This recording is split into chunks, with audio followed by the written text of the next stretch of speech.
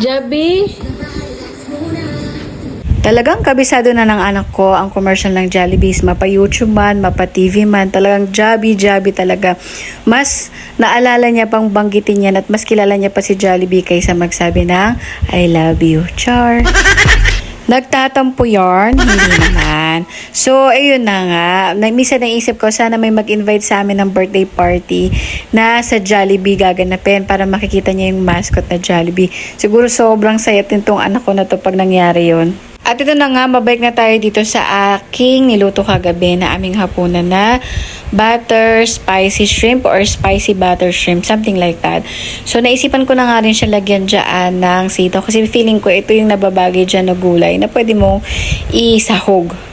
150 pesos nga yung 10 pieces na binili ko na hipon kahapon. Tapos isang buo na bawang. Tapos 20 pesos na isang tali na sitaw.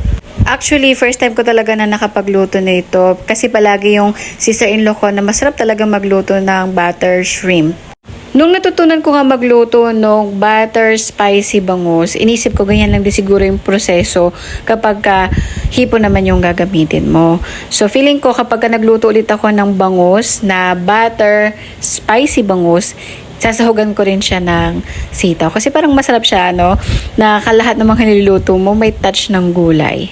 At ito na nga, sinimulan ko na ang pagluluto ng spicy butter shrimp. So, nilagay ko na dyan yung butter. Pero bago pala yan, pinirito ko muna yung sitaw. Siguro mga 3 minutes ko siyang pinirito. Tapos hinango ko na rin siya. Tapos ilagay ko na yung butter.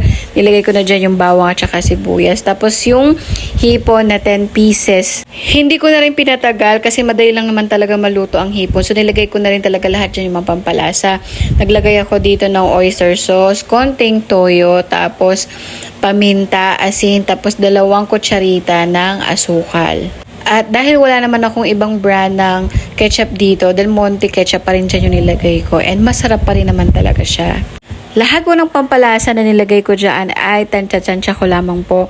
Pero kung ako ay tatanungin ninyo, yung isang maliit na sachet ng oyster sauce, pwede na po yun. Tapos, 1 kutsara po ng toyo. Tapos, 2 kutsarita ng asukal. 1 kutsara po ng ketchup. Feeling ko, yun po yung mga sukat kung naghahanap kayo.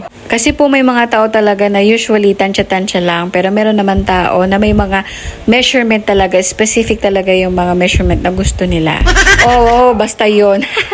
So, yan na nga. Yung huli, nilagay ko na dito yung sitaw. So, ito na nga. Luto na nga yung ating masarap na butter spicy shrimp. Kain po tayo. Yan lamang po for today's video. Ingat po kayo palagi. And please don't forget to share po ng mga videos ko. Malaking bagay po ito. And kung mapapanood nyo po o mabibisita nyo po ang aking YouTube channel, pasubscribe na rin. Yun lang. Bye!